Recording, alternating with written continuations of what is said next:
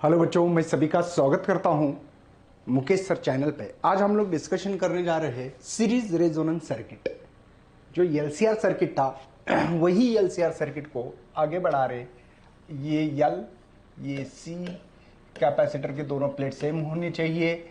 ये आर, यहाँ पे आप लोगों ने एसी इस्तेमाल किया होगा शायद।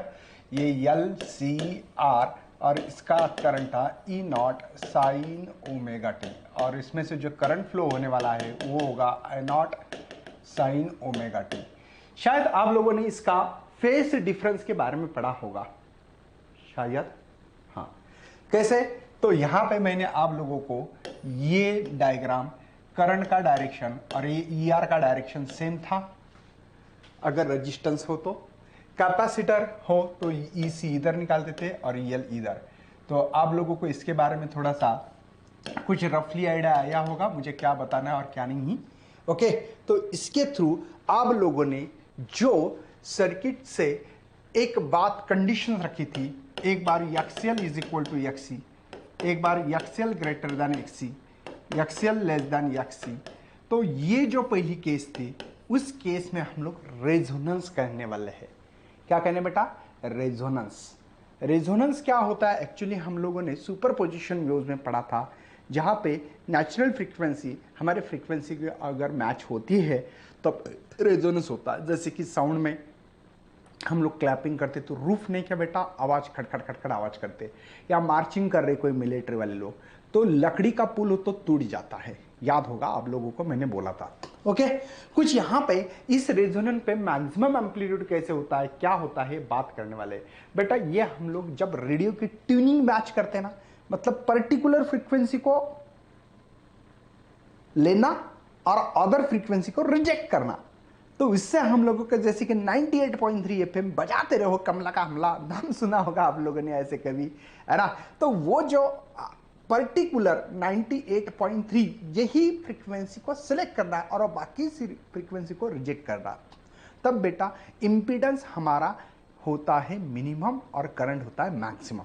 कैसे होता है बात करेंगे धीमे धीमे, पहले समझ लेना है। ओके, अब देखो यहां पे हम लोगों को जो इंपीडेंस था, इंपीडेंस की वैल्यू यहां पे शायद आप लोगों ने लिखा होगा आर स्क्वायर, और यहां पे एक्सएल माइनस एक्सी का स्क्वायर लिखा था, ये एक्सी बच्चों, ठीक है।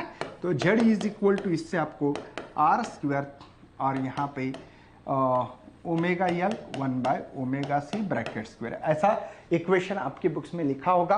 तो डोंट वरी, क्योंकि हम लोगों ने एक्सीएल की वैल्यू लिखी थी ओमेगा एल, याद है ना, और एक्सी की 1/ओमेगा सी। ओके, ये ऑलरेडी वैल्यू लिखी है मैंने। तो कंडीशंस ये पहले वाली 1 2 3, इसमें से पहली जो कंडीशन वो लिखने जा रहा हूं मैं, XL is equal to XC, तभी रेजोनेंस ऑकर होने वाला है। ओके, तो एक्सएल क्या बेटा? Omega L. आपकी बुक्स में यहां पे स्मॉल आर लिखा है तो लिख सकते हो 1/ओमेगा आर सी, आपकी बुक्स में ऐसा लिखा है तो लिख सकते हो, कोई टेंशन नहीं है। ओके, तो ये ओमेगा आर जाने वाला इधर, तो omega R square is equal to 1/एल सी। देखो ये एल, अगर इसका स्क्वायर गया तो बेटा 1 का स्क्वायर रूट 1 होता है, इसका रूट में एल सी होगा।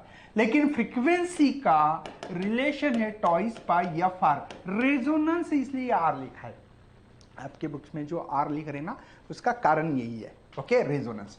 तो यहां पे टॉइस पाई एफ आर, यहां पे 1/√एल सी। तो रेजोनेंस फ्रीक्वेंसी बेटा 1/टॉइस/√एल C. This is the resonance frequency मिली आप लोगों को। कौन सी फ्रीक्वेंसी बेटा? ये रेजोनेंस फ्रीक्वेंसी। अब इस रेजोनेंस फ्रीक्वेंसी के लिए हमारे पास अगर इंपीडेंस के लिए ये वैल्यू, एक फार्मूला पकड़ दीजिए, ये वाला अगर आप लोग पकड़ते हो तो हमने क्या लिखा? XL is equal to XC लिखा, तो Z is equal to root of R square, ये 0 होगा। अरे सेम वैल्यू में से सेम वैल्यू माइनस करें, 10 में से 10 तो 0 होगा। तो Z is equal to R. इससे छोटा हम लोगों को इंपीडेंस नहीं मिलने वाला है, इससे छोटा नहीं मिलेगा। मतलब ये है, ये प्योर रजिस्टिव सर्किट जैसे काम कर रहा है। ऐसा लग रहा है कि इसमें एक्सएल और एक्सी नहीं है, बैलेंस हो रहा है। मतलब यहां पे अगर हम लोग ऐसे एक्सी और एक्सीएल और यहां पे आर लिखूं तो ऐसा लग रहा है ये और ये बैलेंस हो चुका है। ओनली यही काम कर रहा है रेजिस्टेंस सर्किट, मतलब ये प्योर रेजिस्टिव सर्किट जैसे काम कर रहा है, मतलब सबसे मिनिमम इंपीडेंस यहां पे मिलेगा हम लोगों को। तब अगर हमारे फार्मूले के हिसाब से, थोड़ा सा इसको मैं कट कर लेता हूं बच्चों ताकि आपको पता लगे कि मुझे क्या करना है। ओके, इसको हटा रहा हूं, समझ लेना कि यहां पे ये था, है ना। चलो आगे बढ़ता हूं मैं, आगे बढ़ते बढ़ते बढ़ते बढ़ते, चलो सर चलो सर चलो सर चलो सर, ठीक है। अब देखते हैं यहां पे अगर मैं यहां पे करंट का equation I not is equal to E not by Z लिखता हूं, वो मतलब E is equal to I R, R मतलब जेड है, अभी पता है आप लोगों को। तो यहां पे ई नॉट बाय आर भी लिख सकता हूं इस इक्वेशन में।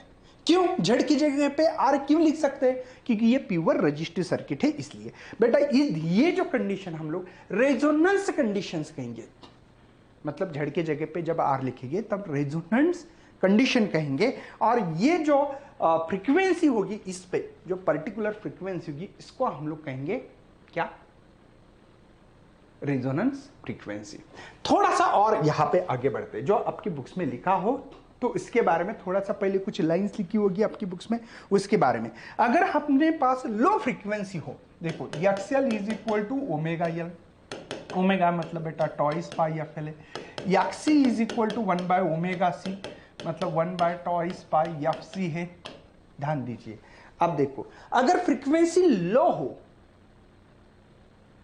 तो बेटा इंडक्टिव रिएक्टेंस निग्लिजिबल होगा। बात समझो, आपकी बुक्स में लिखा है वेरी लो फ्रीक्वेंसी रही तो इंडक्टिव रिएक्टेंस निग्लिजिबल होगा, बट कैपेसिटी रिएक्टेंस होगा, क्योंकि इनवर्सली प्रोपोर्शनल, उल्टा बोलना है इसके, डिवाइडेड बाय। देखो अगर आपने अप्लाइड वोल्टेज किया, अप्लाइड अगर फ्रीक्वेंसी करते हो, तब अगर फ्रीक्वेंसी बढ़ाओगे तो एक्सएल बढ़ेगा। अब उल्टा क्या करोगे? एक्सी कम होगा, क्योंकि इनवर्सली प्रोपोर्शनल रिलेशन आपके बुक्स में जो दिया है वो कंडीशंस बता रहा था, बाकी कुछ नहीं। यहां पे ये ग्राफ जो है ना, थोड़ा सा ग्राफ समझना थोड़ा सा हार्ड होगा आपके लिए, क्योंकि आपकी बुक्स में एक्सी का ग्राफ दिया नहीं। मैं आपको बता सकता हूं, ऐसा कुछ नहीं है, नहीं दिया तो भी मुझे बताओ यार, फ्रीक्वेंसी का ग्राफ जो है हमारे पास वो एक्सएल और एक्सी के साथ कैसे? देखो अगर यहां पे मैं ले लूं तो ये फ्रीक्वेंसी बढ़ गई तो ये होगा आपका एक्सएल, क्योंकि डायरेक्टली प्रोपोर्शनल भैया। लेकिन ये जो है ना, ये ऐसा होगा एक्सी। क्यों सर? इनवर्सली प्रोपोर्शनल, इसलिए ऐसा होता है। तो ये जो होगा ना बेटा, इसी को रेजोनेंस फ्रीक्वेंसी कहते हैं। यही रेजोनेंस फ्रीक्वेंसी जहां पे ग्राफ मीट होता है। अगर उसके थ्रू मैं थोड़ा सा यहां पे इस ग्राफ को अगर आगे बढ़ा दूं ताकि आपको पता लगे कि मुझे क्या करना है और क्या नहीं है, इसी ग्राफ के थ्रू मुझे थोड़ा सा हेल्प लेके करना पड़ेगा, ताकि आप लोगों को थोड़ा सा देखो बेटा, मैं थोड़ा सा यहाँ पे डिटेल वीडियो देखना है तो फिजिक्स ज्ञान मुकेश ने चैनल पे जाके देख सकते हो, अगर करंट के साथ मेरा रिलेशन बने तो यहाँ पे ये कंडीशन पता लगती है मुझे। सबसे ज्यादा यहाँ पे करंट जहां हो, मतलब ये पीक वैल्यू जो हो, मैंने क्या बोला यार, इंपीडेंस मिनिमम होना चाहिए, मतलब ये इंपीडेंस कम से कम, और जो करंट है बेटा आई नॉट, ये आपका ये कम है, ये मिनिमम है। ऑब्वियसली ये कैसे होगा बेटा? मैक्सिमम होगा। मतलब जहां मैक्सिमम करंट हो वहां पे आपको रेजोनेंस फ्रीक्वेंसी मिलती है। ये बात इससे मिलती है। सर ये ग्राफ ऐसा क्यों निकाला होगा आपने, क्या कारण होगा, कोई बदलेगा क्या? हाँ जी, मैं ये बता रहा हूं कि एक पर्टिकुलर वैल्यू पे जहां ये और ये ग्राफ देखो, ये एक्सएल और एक्सी का जहां मीट होते हैं वहां पे पहले कम है, देखो आपका इंपीडेंस कम है, करंट कम है, यहां पे एक पर्टिकुलर करंट ज्यादा होगा, है ना, इसको हम लोग रेजोनेंस फ्रीक्वेंसी बोला, बाद में कम होते जा रहा है। इस ग्राफ से पता लगता। अब मैं यहां पे डिटेल में तो नहीं पढ़ा रहा हूं, लेकिन उसकी कुछ कैरेक्टरिस्टिक्स है। रेजोनेंस ऑकर कब हो सकता है, आपके मन में सवाल हो सकता है। रेजोनेंस ऑकर हो सकता है अगर आपका XL is equal to XC हो तो। नंबर 2, रेजोनेंस फ्रीक्वेंसी जो होती है F R is equal to 1 by twice पर root of L C, resonance occur तब होती है। नंबर 2, यहां पे इंपीडेंस जो है बेटा, वो तीसरे नंबर पे क्या है बेटा, इंपीडेंस जो है वो है हमारा मिनिमम। कैसे मिनिमम? चौथे कंडीशन पे आपके बुक्स में दिया होगा शायद, ठीक है। यहां पे सर्किट ये प्योरली रजिस्टर सर्किट होगा, मिनिमम जब है, इसका मतलब चौथा पॉइंट बेटा करंट मैक्सिमम होगा। आई नॉट कैसे होगा यहाँ पे देखो, सबसे मैक्सिमम होगा। देखो करंट मैक्सिमम है, उसी को हम लोग रेजोनेंस फ्रीक्वेंसी बोलते हैं।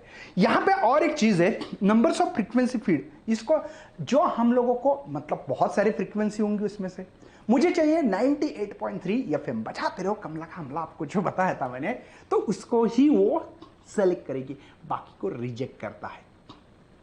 बात समझ में आ रही है? जियो चाहिए फ्रीक्वेंसी 98.3 उसको, और यहां पे सबसे मेन करंट मैक्सिमम होगी इस फ्रीक्वेंसी को, इसको एक्सपेक्टर सर्किट भी कहते हैं, क्योंकि एक ही पर्टिकुलर फ्रीक्वेंसी को एक्सपेक्ट कर रहा है, स्वीकार रहा है ना। तो ये था आपका series in resonance circuit, series में एलसीआर लगाने के बारे में।